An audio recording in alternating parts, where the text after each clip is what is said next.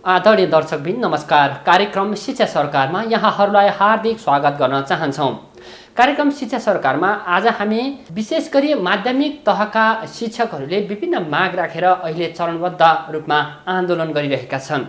उहाँहरूको यो आन्दोलन केका लागि र विद्यालय जस्तो क्षेत्रमा पटक पटक राजनीतिकरण आन्दोलन हडताल किन हुन्छ, त्यो सँगसँगै पछिल्लो समयमा नेपालमा शिक्षा प्रणाली कस्तो छ, के हामीले बालबालिकालाई दिइरहेको शिक्षा समय सान्दर्भिक छ या छैन, अबको शिक्षा कस्तो हुनुपर्छ, तिनै तहका सरकार आइसकेपछि 5 वर्षे कार्यकालमा समग्र शिक्षा प्रणालीमा कस्ता सुधार आए भन्ने विषयमा केन्द्रित रहेर आज हामी कुराकानी गर्न गइरहेका छौँ। आज हाम्रा अतिथि हुनुहुन्छ लामो समयदेखि शिक्षा क्षेत्रमा अनवरत रूपमा लागिपर्नुभएका शिक्षाविद टङ्क प्रसाद गैरे। आउनुहोस्, स्वागत गरौँ आजका अतिथिलाई। सर, स्वागत छ कार्यक्रममा। हस्, हजुरलाई पनि धेरै धेरै धन्यवाद। आराम हुनुहुन्छ? हजुर, आराम। अहिले माध्यमिक तहका शिक्षकहरू विभिन्न मागहरू राख्दै चरणबद्ध रूपमा आन्दोलनमा छन्। तपाईँ शिक्षा क्षेत्रमा लामो अनुभव छ, यो आन्दोलनलाई कसरी लिनुभएको छ? वास्तवमा यसरी शिक्षा क्षेत्रमा लागिरहेका शिक्षकहरूले यो आन्दोलन गर्ने अवस्था आउन नदिनुपर्ने हो। राज्यले, सरकारले शिक्षक भनेको वास्तवमा एउटा पवित्र पेसा हो, पवित्र कर्म हो। शिक्षक आन्दोलन गर्नु भनेको यसले चाहिँ समाजमा सकारात्मक सन्देश जाँदैन। यो कुराको लागि राज्यमा बस्ने व्यक्तित्वहरूले विचार विमर्श गरेर यो स्थिति आउन नदिनुपर्ने हो। सर, त अब विभिन्न माग राखेका छन् उहाँहरूले, जस्तो सरकारी क्षेत्रमा नियुक्ति भइसकेपछि, आबद्ध भइसकेपछि अन्य कर्मचारीले जस्ता सेवा सुविधा पाएका छन् त्यो सेवा सुविधा शिक्षकले पनि पाउनुपर्छ भनेर उहाँहरूको माग छ। यो माग जायज हो? वास्तवमा एकातर्फ शिक्षकहरूको दृष्टिकोणबाट हेर्दा उहाँहरूको दृष्टिकोणबाट जायज छ, सरकारको दृष्टिकोणबाट हेर्दाखेरि नजायज छ। अब यी दुईटालाई नै समन्वयकारी भूमिका निर्वाह गर्न जरुरी छ। किन? उहाँहरूको रोजीरोटी छ, उहाँहरूले शिक्षा सेवामा लामो समय काम गरिरहनु भएको छ र उहाँहरूले पनि आफ्नो जीवनयापन गर्ने पद्धतिमा शिक्षा क्षेत्रमा लागिसकेपछि त रोजीरोटीको सवाल पनि त हुन्छ नि। त्यस कारणले गर्दाखेरि उहाँहरूको दृष्टिकोणमा माग जायज छ। तर राज्यको दृष्टिकोणबाट राज्यले ती शिक्षकहरूलाई भरणपोषण पालनपोषण गर्न सक्ने कि नसक्ने, आर्थिक व्यवहार कति थेक्न सक्ने कि नसक्ने, त्यो दृष्टिकोणबाट जाँदाखेरि राज्यको दृष्टिकोणबाट नजायज छ। तर समन्वयकारी भूमिका निर्वाह गरेर शिक्षकहरूका मागलाई, हक हितलाई सम्बोधन गर्नुपर्छ राज्यले।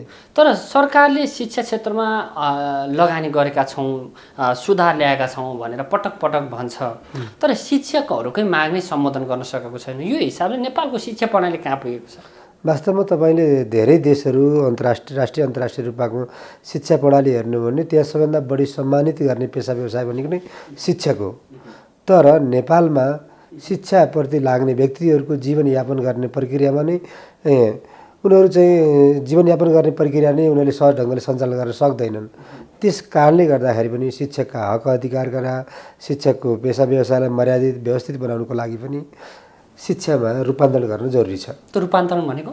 शिक्षामा रूपान्तरण भनेको शिक्षकका मागहरूलाई सम्बोधन गर्नु पर्यो, दक्ष शिक्षक चाहिँ उत्पादन गर्न पर्यो, शिक्षकलाई बेला मौकामा तालिम, गोष्ठी, सेमिनार दिएर दक्ष बनाउनु पर्यो र प्रवृत्ति मैत्री बनाउनु पनि पर्यो, जरुरी छ। तर शिक्षकहरूलाई पनि हेरिरहँदाखेरि शिक्षकहरू अलिकति राजनीतिकरणपट्टि आकर्षित भए, कुनै न कुनै पार्टीमा आबद्धता नभएको शिक्षक पाउनै सकिएन समाजमा भन्ने पनि लान्छना आरोप लागिन्छ। हुन पनि शिक्षकहरू बढी अलिकति राजनीतिमै केन्द्रित भएको देखिन्छ। शिक्षकको पनि त दोष होला नि त? होइन, जब 2046 सालको आन्दोलनपछि बहुदलीय व्यवस्था यो प्रजातन्त्र सुरुवात भइसकेपछि समग्र राजनीतिको नेतृत्व गर्ने व्यक्तिहरू अधिकांश शिक्षकहरू नै छन्।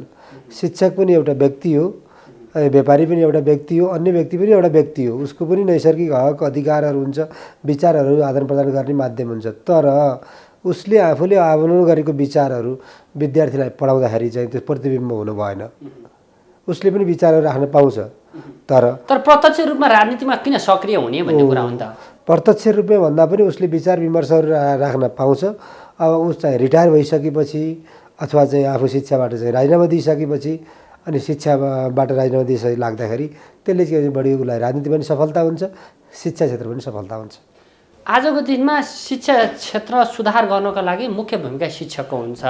अब शिक्षकलाई व्यवस्थित बनाउनका लागि नीति निर्माण नेतृत्व तहबाट कस्तो खालको नेतृत्व हुनुपर्छ, नीति नियम हुनुपर्छ? वास्तवमा शिक्षा सुधार्नको लागि शिक्षकको मात्रै महत्त्वपूर्ण भूमिका नभएर नम्बर 1 शिक्षक, अभिभावक, विद्यार्थी, यो त्रिकोणात्मक सम्बन्ध हुनुपर्छ। अझ निजी स्तरबाट सञ्चालित कलेजहरूमा हेर्नुहुन्छ शिक्षक, विद्यार्थी, अभिभावक र त्यहाँका लगानीकर्ताहरू बिच पनि समन्वय र सम्बन्ध हुनुपर्यो। अहिलेको अवस्थामा के भएको छ भने गाउँ जानुभयो भने शिक्षक मात्रै शिक्षाको लगानीकर्ता देखिएको छ, न अभिभावकको चासो छ न विद्यार्थीको चासो छ। अनि कहीँ जानुभयो भने विद्यार्थी मात्रै चाहिँ शिक्षाप्रति लगाव भएको देखिएको छ, न शिक्षकको चासो छ न अभिभावकको चासो छ। यो कारणले गर्दा यी तीनटालाई त्रिकोणात्मक सम्बन्धलाई समन्वयकारी दृष्टिकोणबाट लाने हो भने शिक्षामा सुधार गर्न सकिन्छ। राज्यले शिक्षामा थप लगानी गर्नु जरुरी छ, शिक्षाका मागहरूलाई सम्बोधन गर्न जरुरी छ। अब यो मुलुकमा सङ्घीय लोकतान्त्रिक गणतन्त्र तिनै तहको सरकार गठन भएको लगभग 5 वर्ष पुरा भइसकेको छ, हुँदैछ। यो 5 वर्षको अन्तरालमा शिक्षा क्षेत्रमा परिवर्तन कति पाउनुभयो? किनभने अहिलेसम्म यो कुरा किन गरिरह्यो भने अहिलेसम्म 2072 सालमा जब संविधान घोषणा भयो त्यस लगतै मुलुकमा शिक्षा ऐन आउनु पर्थ्यो, त्यो पनि आउन सकेको छैन। यो समग्र यो 5 वर्षको यो कार्यकालमा यो अवस्थामा शिक्षा क्षेत्रमा परिवर्तन के पाउनुभयो? वास्तवमा यो शिक्षालाई गहन दृष्टिकोणबाट निहाल्यो भने शिक्षामा अहिले आमूल रूपान्तरण र परिवर्तन हुनै सकेको छैन।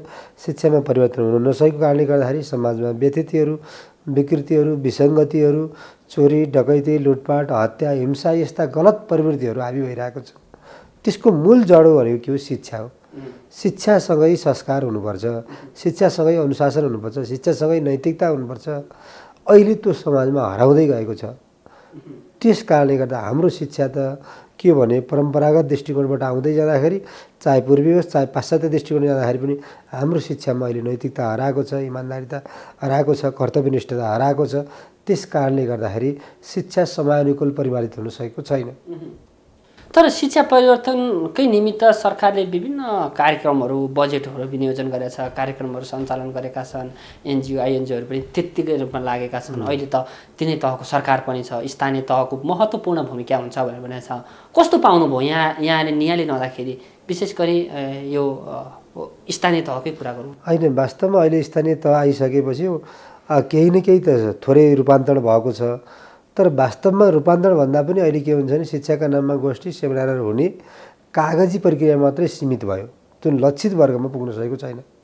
न त्यो लक्षित वर्ग शिक्षकसँग पुगेको छ, न विद्यार्थीसँग पुगेको छ, न अभिभावकसँग पुगेको छ। त्यसकारण लक्षित वर्गमा पुर्याउनुको लागि अझै ठोस प्रभावकारी कार्यक्रमहरू राज्यले सञ्चालन गर्न सक्नुपर्छ र स्थानीय स्तरमा पनि अनुगमन निगमनहरू गर्नु जरुरी देखिन्छ। स्थानीय तहमा स्थानीय पाठ्यक्रमकै कुरा गरौँ न। स्थानीय पाठ्यक्रमलाई चाहिँ बढी प्राथमिकता दिने, त्यहाँको वेशभूषा वातावरणलाई चाहिँ बढी फोकस गर्ने अन्य शिक्षाभन्दा भनेको स्थानीय तहमा दिइने पाठ्यक्रमलाई कति उपयुक्त देख्नुभयो? वास्तवमा होइन। म जुन भाषा बोल्छु म त्यही भाषामा पढ्दाखेरि मलाई सहजीकरण हुन्छ। तपाईँ पनि जुन भाषा बोल्नुहुन्छ त्यही भाषामा बोल्दाखेरि तपाईँलाई पनि सहजीकरण हुन्छ। अहिले स्थानीयमा जुन भाषाहरू बोलिरहेका छन्, बोलीचालीको भाषा छ। भाषा भनेको के हो भने विचार आदान प्रदान गर्ने माध्यम हो। अहिले सरल जुन ढङ्गबाट उसले चाहिँ विद्यार्थीले बाल मस्तिष्कमा प्रभाव पर्छ त्यो भनेको उसको चाहिँ त्यहाँको मातृभाषा हो। मातृभाषा भनेको स्थानीय लेभलमा पाइन्छ। चाहे स्थानीय स्तरको हेर्नुहोस् चाहे अन्तर्राष्ट्रिय स्तरको हेर्नुहोस्, त्यहाँ के हुन्छ भने आफ्नै वेशभूषा, आफ्नै रहन शैली, शिल्प, परम्परा, रीतिरिवाजहरू अनुसारको भाषा भयो भने अनि पाठ्यक्रम भयो भने त्यसले समाजमा योगदान दिन्छ र अर्कोतिर त बाल मस्तिष्कले पनि छिटोभन्दा छिटो चाहिँ त्यसलाई चाहिँ लिन ग्रहण गर्न सक्दछ। भनेपछि स्थानीय तह अनुसार स्थानीय पाठ्यक्रम आवश्यकता छ भन्ने भन्नुभयो। हो, स्थानीय। तर स्थानीय तहले त कतिको कार्यान्वयन गरे भन्ने पनि त प्रश्न होला नि त। अहिले वास्तवमा यो अहिले तपाईँले उठान गर्नुभएको प्रश्न कस्तो छ भन्दाखेरि स्थानीय रूपमा जुन पाठ्यक्रम चाहिँ अहिले लागू गर्नै सकिएको छैन, लागू भएको छैन। त्यहाँ दक्ष विज्ञ व्यक्तिहरू स्थानीय लेभलमा तपाईँले पाउन सक्नुहुन्न। एउटा राम्रो व्यक्ति, एउटा त्यहाँको राम्रो छ, त्यो समाजमा चाहिँ राम्रो व्यक्ति छ भने ऊ चाहिँ कि काठमाडौँ केन्द्रित हुन्छ कि विदेश केन्द्रित हुन्छ। अनि त्यहाँ जानेको शिक्षाको, त्यो समाजको मुख्य दायित्व कसको छ? शिक्षकको छ। ऊ पनि उसले चाहिँ आफ्नो चाहिँ कर्तव्य, दायित्व, जिम्मेवारी नसम्झिकन उसले आफ्नो रोजीरोटीको माध्यम मात्रै शिक्षालाई सम्झियो भने कसरी रूपान्तरण हुनसक्छ, कसरी परिवर्तन हुनसक्छ? भनेपछि शिक्षा क्षेत्र परिवर्तन गर्नका लागि एउटा व्यक्ति, एउटा संस्थाले मात्र चाहेर हुँदैन कि समग्र शिक्षा प्रणालीमै परिवर्तन जरुरी छ। तर यो त पटक पटक भनिरहेको हो, तर नेतृत्वहरूले आजको दिनसम्म पनि यसलाई बढी ध्यान नदिएको हो कि भन्ने कुरा पनि आइरहेको छ। किनभने मैले अघि पनि भने कि मुलुकमा अत्यावश्यक ऐन जुन शिक्षा क्षेत्रलाई परिवर्तन गर्ने सम्भागका रूपमा शिक्षा ऐनलाई लिइन्छ, त्यो 8 वर्षभन्दा अगाडि नै चाहिँ कार्यान्वयन हुनुपर्ने हो, तर अहिले पनि शिक्षा ऐन आउन सकेको छैन। वास्तवमा यो शिक्षा ऐन आउन नसक्नुका पछाडि यहाँ चाहिँ ठुलो आन्तरिक चलखेल हुन्छ। यो शिक्षामा जति सहज ढङ्गले हामीले देखिएको छ, भित्री रूपमा शिक्षा त्यस्तो रहेनछ। यहाँ धेरै लेनदेन, आर्थिक चलखेल, होइन, विदेशी चाहिँ हस्तक्षेप सबै कुराहरू हुन्छन्। त्यो पाठ्यक्रम निर्माणदेखि लिएर अनि पाठ्यक्रम परिमार्जनदेखि लिएर ठुलो चलखेल हुन्छ। त्यसको असर केमा पर्छ भन्दाखेरि हाम्रो स्थानीय रूपमा पर्छ। स्थानीय मात्रै नभएर समग्र नेपालको प्रणालीमा असर गरेको हुन्छ। हामीले ती कुराहरूमा ध्यान दिन जरुरी छ। अहिले वास्तवमा के छ भने हाम्रो शिक्षा प्रणाली सुधार उन्मुख भन्दा पनि परम्परागत यथास्थितिवादी दृष्टिकोणबाट अगाडि बढिरहेको छ। त्यसले परिमार्जन गर्नका लागि होला नि त यसका चाहिँ तत्त्वहरू यसरी गयो भने चाहिँ परिमार्जन गर्न सकिन्छ है भन्ने कुनै तरिका उपाय छ नेतृत्व गर्नलाई? होइन, एकदम यसको लागि चाहिँ गम्भीर रूपमा परामर्श गर्नु पनि जरुरी छ। र अर्को के भने अहिलेको शिक्षा भनेको, आधुनिक शिक्षा भनेको, 21औं शताब्दीको शिक्षा भनेको विज्ञान र प्रविधि मैत्री शिक्षा हो। विज्ञान र प्रविधि मात्रै नभएर सिपयुक्त रोजगारमूलक शिक्षा हो। अहिले एउटा +2 सकिसकेपछि ऊ विदेश जाने मानसिकता हुन्छ। अनि यहाँ चाहिँ इन्डियाबाट काम गर्ने व्यक्तिहरू आउनुपर्ने जरुरी छ। अनि यो अवस्था किन भयो? खै त गाउँमा गाउँका खेती किसानहरू गर्ने खेतबारी बाझै छन्। त्यो कारण के होला? कारण भनेको यी समग्र शिक्षा प्रणालीको असर हो। हामीसँग व्यावहारिक शिक्षा भएन, व्यावहारिक शिक्षा भएन, अनि प्रविधि मैत्री शिक्षा भएन, र समय सन्दर्भ अनुसारको शिक्षा नीति भएन। अनि के भयो? शिक्षामा हाम्रो बजेट पनि थोरै छ। अब अन्तर्राष्ट्रिय स्तरको हेर्नुहोस्, तपाईँ भारतकै हेर्न सक्नुहुन्छ, हाम्रो छिमेकी मित्र राष्ट्र चिनकै हेर्न सक्नुहुन्छ, अन्य देशमा हेर्नुहोस् शिक्षामा कति % लगानी गरेको हुन्छ। हाम्रो अहिले समग्र शिक्षा नीतिमा 17 देखि 20% लगानी छ। यसले समाजलाई रूपान्तरण गर्न सकिन्छ। अनि शिक्षामा समग्र देश परिवर्तन गर्ने मूल आधार भनेकै शिक्षा हो। तर किन ध्यान जान सकेन? किनभने शिक्षा क्षेत्रमा हामीले परिवर्तन गऱ्यौँ, बजेट पर्याप्त छुट्याएका छौँ भनेर भन्छन्। यो नेतृत्व गर्नुहरू किन चाहिँ यो उदासीन भयो कि नचाहेर हो या व्यवस्थाका कारण हो? वास्तवमा हजुरले भने यो नेतृत्व तहमा पुगिसकेपछि आफ्नो आधार, आफ्नो धरातल, होइन, वास्तविक यथार्थ के हो भन्ने बिर्सिँदो रहेछन्। जब नेतृत्वमा पुगिसकेपछि, नेतृत्व तहमा पुगिसकेपछि र त्यहाँ गइसकेपछि नेतृत्व तहमा शिक्षा मन्त्री होस्, शिक्षा सचिव होस्, उनीहरूलाई चिन्ता के हुन्छ भने कसरी कमाउने, कसरी राज्यका प्रणालीहरूलाई चाहिँ आफ्नो नियन्त्रणमा राख्ने भन्ने मात्रै मानसिकता हुन्छ। उहाँहरूलाई चाहिँ के भने शिक्षामा सुधार गर्नुपर्छ, म आएको बेलामा केही नयाँपन दिनुपर्छ, समाज रूपान्तरण गर्नुपर्छ भन्ने मानसिकता हुँदैन। वास्तवमा त्यस्तो मानसिकता हुँदैन भने त जसले पनि गर्न सक्छ नि त। एउटा नीति नियम ऐन कानुन बनाएर रूपान्तरण गर्न हुनसक्छ र? त्यो सकिन्छ, तर सक्दैनन्, गर्न चाहेर पनि सक्दैनन् र गर्न पनि सक्दैनन्। त्यो चाह त होला नि, किनभने म नेतृत्वमा पुगिसकेपछि म यो काम गर्छु है भनेर भनिरहेका हुन्छन्। तर जब पुग्छन् तिनीहरूले चाहिँ आफै गर्न नचाहेको हो या कतै न कतैबाट उहाँहरूलाई रोकटोक भएको? होइन, वास्तवमा एउटा गर्न नचाहेर पनि हो। के दृढ इच्छा शक्ति हुनुपर्यो, सङ्कल्प हुनुपर्यो, मनमा चाहिँ लोभ, लालचा, अहङ्कार यस्ता गुणहरू हुनु भएन। पदमा पुग्ने भनेको, पदमा पुगिसकेपछि लोभ, लालचा, अहङ्कारका गुणहरू राखेर पदमा पुगिसकेपछि उसको मुख्य ध्यान भनेको लोभमै जान्छ। अहिले भएको त्यही हो। शिक्षामा त हुँदैन। शिक्षा भनेको सदाचार, सद्ज्ञान, सद्बुद्धि यस्तो प्रदान गर्ने हो शिक्षा। अहिले त देखिएन। हाम्रो समाजमा अहिले शिक्षाको कुरा गरिरहँदाखेरि एउटै समाजमा हुर्केको व्यक्तिले विभिन्न क्याटेगोरीको शिक्षा पाउँछ क्या। एउटाले पहिलो तहको, एउटाले दोस्रो तहको, अर्कोले तेस्रो तहको। संविधानले भन्छ शिक्षा स्वास्थ्य समान हो भनेर भन्छ। तर त्यो समानता कहिले पुग्ने त्यो ठाउँमा? वास्तवमा अहिले यो शिक्षामा निजी क्षेत्रका शिक्षाहरू पनि छन्। अब सरकारी स्तरका शिक्षामा एउटा समान हुनुपर्छ। शिक्षामा असमान हुनु हुँदैन। शिक्षा भनेको चाहे त्यो गरिबले पढ्ने होस्, चाहे त्यो धनीले होस्, समान वर्गीय दृष्टिकोणबाट अगाडि बढ्नुपर्छ। तर अहिले राज्यले निजी स्तरका बोर्डिङहरूले यहाँ लाखौँ रुपियाँ लिन्छन्। के लिन मिल्छ? अनि सरकारी स्कुलमा एउटा विद्यार्थीले किताब किन्न सक्दैन, यस्तो अवस्था दुरवस्था हुन्छ। यो सरकारले देख्दैन भने सरकारले देखेको भए त नीति नियम ऐन कानुन ल्याएर सबैलाई समान दृष्टिकोणबाट लान्थ्यो, शिक्षा नीतिमा परिवर्तन गर्थ्यो। अहिले सरकारले नदेखेको कारणले गर्दा नै शिक्षामा यस्तो असमानता चाहिँ व्याप्त भएको। समानता, शिक्षामा समानता भन्छौँ, समानता चाहिँ कसरी ल्याउन सकिएला? किनभने यो त ठुलै पहाडकै चट्टानै छ, यो बराबर पार्नका लागि त त्यही हिसाबमा चाहिँ इक्वालिटी बनाउनका लागि सम्भव छ यता स्थितिमा के देख्नुहुन्छ? वास्तवमा हजुरले भन्नुभयो शिक्षामा समानता ल्याउनको लागि राज्यले वर्गीय चिन्तन चाहिँ हटाउनु जरुरी छ। वर्गीय चिन्तन भनेको धनी र गरिब वर्गबीच हुने विभेद हो। चाहे राष्ट्रमा आर्जित शिक्षा होस्, चाहे अन्तर्राष्ट्रमा आर्जित शिक्षा होस्, शिक्षालाई समानीकरण गर्नुपर्छ र आर्जित समाजमा आर्जित ज्ञान, सिप अनि उसको वेशभूषा, रीतिरिवाज, परम्परा, चालचलन अनुसारको स्थानीय शिक्षा दिनु जरुरी छ र रोजगारमूलक शिक्षा दिनु छ। वास्तवमा रोजगार नै अहिलेको आधारभूत आवश्यकता हो। अहिले बेरोजगार भएर Saudi Arab, Malaysia, Dubai, Qatar यस्तो देशहरूमा जानुपर्ने बाध्यता अवस्था कसले निम्ति आयो भन्दा समग्र शिक्षा प्रणाली नै हो। यसको अवसर कोमा जान्छ भन्दा नेतृत्व गर्ने नेतृत्व वर्गमा जान्छ। यसमा चाहिँ रूपान्तरण गर्न जरुरी छ। यो रूपान्तरण नहुँदासम्म हाम्रो देश यथास्थितिमै बगिरहन्छ।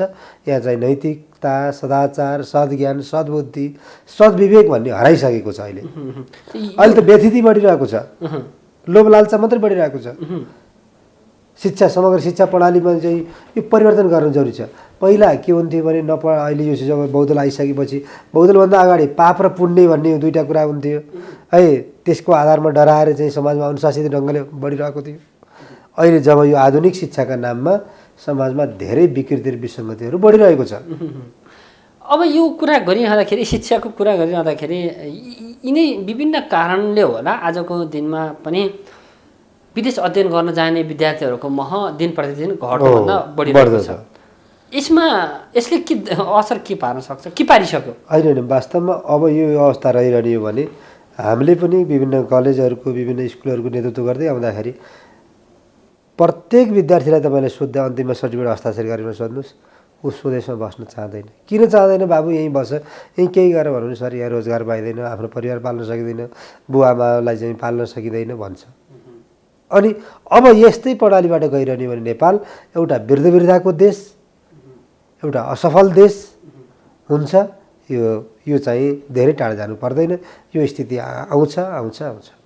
शिक्षामा परिवर्तन नगर्ने भनेपछि मुलुक शिक्षा क्षेत्रमा तत्कालै परिवर्तनको सम्भावना कमै देखिन्छ। होइन, नेतृत्व तहमा पर्ने व्यक्तिहरूले नेतृत्व तहमा पर्ने व्यक्तिहरूको मानसिकतामा रूपान्तरण नहुँदासम्म यो हुँदैन, परिवर्तन हुँदैन। त्यस कारणले गर्दाखेरि समग्र शिक्षा प्रणाली र पद्धतिको बारेमा एकदम गम्भीर विचार विमर्श गरेर परिवर्तन गर्न जरुरी छ। टङ्क सर, आज पनि हेऱ्यो भने विश्वविद्यालय, पुरानो विश्वविद्यालय, मुलुकको ठुलो विश्वविद्यालय, त्रिभुवन विश्वविद्यालयमा केही दिन अगाडि एउटा आन्दोलन भयो। त्यो आन्दोलनलाई हेरिरहँदाखेरि एक वर्षमा 365 दिनमा लगभग 200 भन्दा बढी दिन चाहिँ त्यो विद्यालय बन्द भए, त्यो विश्वविद्यालयमा ताला लगायो। यसले के जनाउँछ विश्वविद्यालयको शिक्षण प्रणाली? वास्तवमा नेपालको सबैभन्दा ठुलो विश्वविद्यालय भनेको त्रिभुवन विश्वविद्यालय हो। 365 दिनमा 365 दिनै यो वातो ढङ्गबाट तालाबन्दी हुन्छ भने कति बेला चाहिँ छलफल गर्ने, कति बेला परामर्श गर्ने, कति बेला भिजन, मिसन, गोल र विद्यार्थीको भाग्य र भविष्यको बारेमा छलफल गर्ने। अर्को, विश्वविद्यालयको कुलपति, उपकुलपति नियुक्ति गर्दाखेरि राजनीतिक भागभण्डाका आधारमा नियुक्ति गरिन्छ। अनि एउटा सरकार परिवर्तन हुन्छ, त्यो अर्को सरकार आउँछ, उसले आफ्ना मान्छे राख्ने भन्ने हुन्छ। अनि कलेजमा प्राध्यापक गर्दा कार्यकर्ता भर्ती गर्नुहुन्छ। अनि एउटा असल पढे लेखेको व्यक्ति चाहिँ यहाँ अटाउँदैन, जो पढेको छैन, जसले चाहिँ राम्रो शिक्षा हासिल गरेको छैन, त्यस्ता व्यक्तिहरू राजनीतिक दलको आस्थाको आधारमा नियुक्ति हुन्छ अनि परिवर्तन हुन्छ। भनेपछि यो यथास्थितिमा हेऱ्यो भने तत्काल शिक्षा विश्वविद्यालय होस् या विद्यालय होस्, सबै तहका शिक्षामा विकराल समस्याहरू छन्। त्यो मात्रै होइन, तपाईँले हेर्नुहोस् त्रिभुवन विश्वविद्यालयको कुनै विभागले अथवा कुनै सङ्कायले कुनै चाहिँ प्रोग्रामको लागि सम्बन्धन हुँदाखेरि करोडौँको यहाँ भ्रष्टाचारहरू हुन्छ, चलखेल हुन्छ। तपाईँ सिधा पाराले हाल्नु भने तपाईँले पाउनुहुन्न। अनि उसले किन त भन्दा मैले चाहिँ मन्त्रीलाई बुझाउनुपर्छ, प्रधानमन्त्रीलाई बुझाउनुपर्छ, अथवा चाहिँ उसले कहाँ बुझाउनुपर्छ भन्छ। यस्तो अवस्था छ। अनि त्यो पैसा कहाँ जान्छ? विद्यार्थीको टाउकोमा जान्छ। विद्यार्थीको टाउको हुँदै अभिभावकको टाउको हुँदै हुँदै आएर अनि त्यो पैसा चाहिँ भ्रष्टाचारमा परिणत हुन्छ। यो समग्र हेर्नुहोस् तल्लो तहदेखिबाट नै यो शिक्षा प्रणालीमा पद्धतिमा विकृत रूपहरू देखिएको छ। यो अरू कारणले नभन्दा पनि नेतृत्व राजनीतिक नेतृत्वकै कारणले गर्दाखेरि यस्तो विकृत रूप देखिएको छ। त्रिभुवन विश्वविद्यालय अन्य विश्वविद्यालयमा पनि त्यस्तै छ हालत। यो त देखावटी मात्र हो। देखा मात्रै भयो। पोखरा विश्वविद्यालयमा त्यसै तालाबन्दी थियो। अन्य विश्वविद्यालय नखोलेको मधुर संस्कृति अनि विश्वविद्यालय। यो तालाबन्दी किन लाग्छ?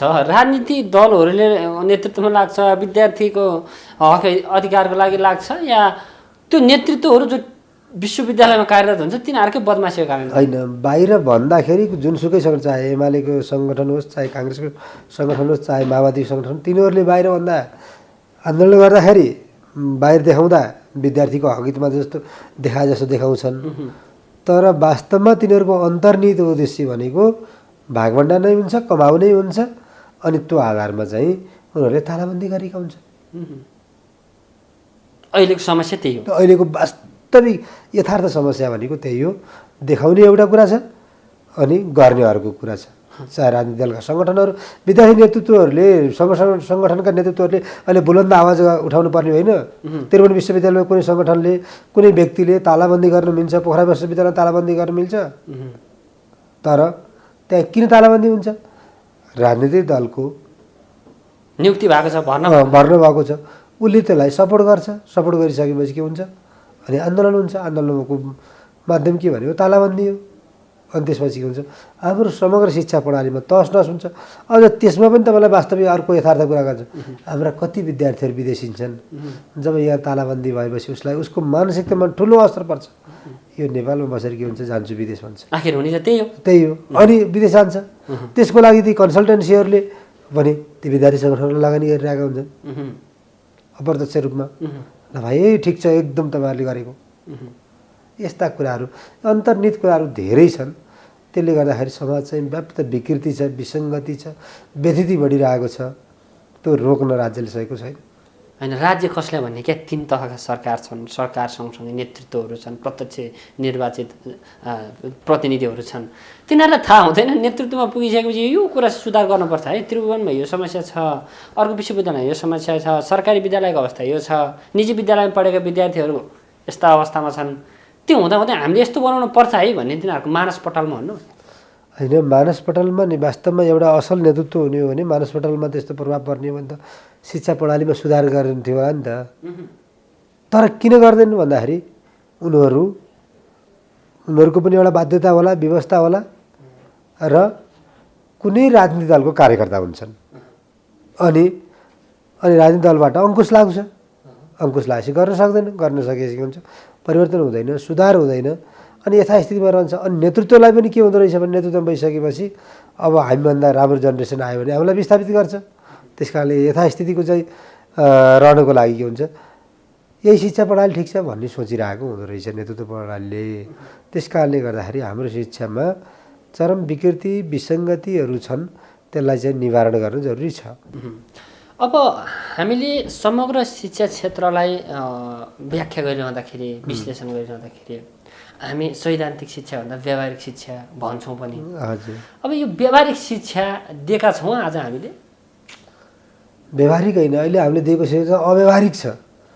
व्यावहारिक भनेको त तपाईँको दैनिक जीवनमा आउने काममा लाग्ने कुरा हो नि त। व्यावहारिक एउटा पढेको, अहिले यहाँ पढ्दै गरेको विद्यार्थीले मही पार्न जान्दैन होइन, थाहा छैन। अनि घरमा गएर दुध खान खोज्छ, गोबर फाल्न खोज्दैन। अब हामीले पढाउँदै जाँदाखेरि विद्यार्थीले कस्तो सम्म भयो भने सर, यो दुध भनेको चाहिँ यो एउटा कम्पनीले कुनै प्रोडक्ट गर्ने होइन भन्छ। उसले भैँसी पालेर, गाईले भैँसीलाई घाँस कोँडो खुवाएर गोबर फालेर दिने भन्ने जान्दैन। अनि त्यो व्यावहारिक हुन्छ। उसले त एउटा कुनै कम्पनीले उत्पादन गरेको दुध भन्छ, पसलबाट आउँछ, पसलबाट आउँछ, पैसा दिएपछि किन्न पाइन्छ भन्ने सोध्छ। उसले त्यो चाहिँ देख्दैन। यस्तो शिक्षा भयो, यस्तो प्रणाली भयो। सुधार्न के गर्नु पर्छ? जस्तो व्यावहारिक शिक्षा सुधार्न हामीले सरकारकै मुख ताक्नुपर्ने हो र भने होइन। व्यावहारिक शिक्षा सरकारले शिक्षकसँग, अभिभावकसँग र विद्यार्थीसँग पनि समन्वयकारी भूमिका निर्वाह गर्ने, नीति नियम ऐन कानुनहरू कडाभन्दा कडा लागू गर्ने र समय सन्दर्भ अनुसारको व्यावहारिक र प्रविधियुक्त रोजगारमूलक शिक्षाहरू चाहिँ लागू गर्ने हो भने समाज चाहिँ तत्कालै रूपान्तरण हुन्छ। अनि त अहिले त के भएको छ भने समाजमा जो चोर उसैको ठुलो स्वर भने जस्तै जसले समाजमा विकृति गरेको हुन्छ, जसले भ्रष्टाचार गरेको हुन्छ उसैलाई पूजनीय देवताका रूपमा मान्ने, जो सक्षम इमान्दार छ ऊ चाहिँ पलायन हुने, ऊ विदेश जान पर्ने, वञ्चित हुने पर्ने, रोजगारबाट ऊ वञ्चित जुनसुकै क्षेत्रमा जुनसुकै क्षेत्रमा, अनि ऊ विदेश नगएर कहाँ जान्छ? यस्तो अवस्थाको देखिएको छ हाम्रो समाजमा। तर व्यावहारिक शिक्षामा भन्दाखेरि अहिले हामीले कृषिको कुरा गर्नुभयो, यहाँले फर्निचरका, प्लम्बरका विभिन्न छन् व्यावहारिक शिक्षा ती विद्यार्थीहरू। तर हाम्रो समाजले त्यस्तो शिक्षा दियो भने आजको दिनमा नाक हुन्छ चलन छ। किन त्यो बुझाउन सकिएन? होइन, एउटा विदेशीले आफ्नो त्यहाँ माग उत्पादनको आफ्नो कल्चर, रीतिरिवाज, परम्पराको लागि चाहिँ नेपालमा आएर बिक्छ। होइन, यही काम गर्नको लागि फेरि विदेश जान्छन्। अनि यही काम गर्नको लागि नेपाल विदेश गएर रमाउँछ, तर यहाँ आएर काम गर्न सक्दैन। किन? हामीले हाम्रो गाउँमा तपाईँकै बुवामा, तपाईँकै घरमा, मेरो दाजु विदेश जानुभएको छ भने फल्लाको छोरो जापान, फल्लाको छोरो अमेरिका भनेर भन्ने, गर्व गर्ने। त्यहाँ काम गरेको है रामप्रसाद, त्यहाँ काम गरेको गोविन्द प्रसादलाई अनि समाजले हेलाको दृष्टिकोणले हेर्ने। अनि त्यहाँ छोडेर विदेश गएको श्यामप्रसादलाई राम्रो मान्ने, घरमा काम गर्दै गरेको गोविन्दलाई चाहिँ नराम्रो मान्ने। मेरो छोरो त जापान छ, अमेरिका छ भनेर गर्व गर्ने। अनि मर्ने बेलामा अनि चाहिँ ऊ चाहिँ यहाँ आफ्नो बाउ आमा मर्दा समेत क्रिया गर्न आउनु पाउँदैन। होइन, अहिले त के भयो भने यहाँले अहिले नै भन्नुभयो यो मुलुक नै अब वृद्ध र बालबालिकाको मा परिणत हो कि हो भन्ने समस्या आयो। किनभने आज 60 लाखभन्दा युवा युवतीहरू विदेश छन्, अहिले जाने क्रम घट्नेभन्दा बढ्दो छ। यसले हाम्रो समग्र राज्यलाई नै सञ्चालनमा कठिनाइ पर्दै जाने हो कि? हो, वास्तवमा यस्तै अवस्था आयो भने अब राज्यले के गर्नुपर्छ? विदेशमा आर्जित गरेका व्यक्तिहरूलाई, जो हाम्रो नेपालीहरू विदेशमा छन्, जुन देशहरूमा छन्, त्यहाँ आर्जित गरेको ज्ञान, सिप, क्षमता, योग्यताहरूलाई हाम्रो यो मातृभूमिमा प्रयोग गर्ने हो भने हाम्रो देश हराभरा हुन्छ, सुन्दर हुन्छ, शान्त हुन्छ। उहाँ विदेशमा उहाँहरूले धेरै श्रम, सिप, पसिना, योग्यता, क्षमता आर्जित गर्नुभएको छ। त्यो सम्भावना देखिन्छ। त्यो व्यक्तिहरूलाई हामीले चाहिँ हाम्रो देशमा चाहिँ फर्किने वातावरण तयार गर्न पर्यो, नीति नियम ऐन कानुनका मार्फतबाट। उहाँले आर्जन गरेको सिप, उहाँहरूले विदेशमा आर्जन गरेको शिक्षा हाम्रो समाजमा लागू गर्नु पर्यो। तर यहाँबाट उताबाट ल्याउने भन्दा यहाँबाट लान चाहिँ बढी सरकारले प्रेरित गरिरहेछ। अहिले बेलायतकै कुरा गऱ्यौँ भने यहाँ नेपालमा उत्पादित भएका नर्सहरू विदेशमा पठाउने प्रपञ्च गरिरहेछ। यहाँ चाहिँ नर्सको अभाव छ। यो त उदाहरण भए हजुर, सरकार किन यस्तो बढी चाहिँ उल्टो बाटोमा हिँड्छ? वास्तवमा सरकार सञ्चालन गर्ने व्यक्तिहरूले गहन अध्ययन र चिन्तन पनि नगर्ने र राजनीतिक भागभण्डाकै आधारमा नियुक्ति गर्ने परिपाटी हुँदाखेरि सक्षम र सबलले योग्य स्थान नपाउँदाखेरिको अवस्था कारणले गर्दाखेरि यो अवस्था सिर्जना भएको। सक्षम व्यक्तिलाई योग्य स्थान दिनुपर्छ, असक्षम व्यक्तिलाई स्थान दिनु हुँदैन। सक्षम व्यक्तिले स्थान नपाउने, अयोग्य व्यक्तिले स्थान पाउँदाखेरि पनि यो अवस्था सिर्जना भएको हो। अबको दिनमा सक्षम व्यक्ति नेतृत्वमा आउनुपर्छ भन्ने यहाँको धारणा हो। सक्षम व्यक्ति, सफल व्यक्ति, योग्यतावान व्यक्ति, क्षमतावान व्यक्ति, उत्साह, उमङ्ग, जोस, जाँगर, समाजमा केही रूपान्तरण गर्न सकिन्छ भन्ने व्यक्ति है नेतृत्वमा आउनुपर्छ। र त्यसो भयो भने बल्ल समग्र शिक्षा नीतिमा आमूल परिवर्तन हुन्छ। हस् टङ्क सर, यहाँको महत्त्वपूर्ण समय र संवादको लागि यहाँलाई धेरै धेरै धन्यवाद र शुभकामना पनि। हजुरलाई पनि धेरै धेरै धन्यवाद। हजुरको पनि थप उन्नति प्रगतिको हार्दिक मङ्गलमय शुभकामना। दर्शकबिन, कार्यक्रम शिक्षा सरकार आजलाई यति नै। आगामी साता नयाँ विषय र नयाँ अतिथिका साथ हामी उपस्थित हुने नै छौँ। त्यतिन्जेलका लागि कार्यक्रम शिक्षा सरकारबाट बिदा दिनुहोस्। माउन्टेन टेलिभिजन हेर्दै गर्नुहोला। हस्त, नमस्ते।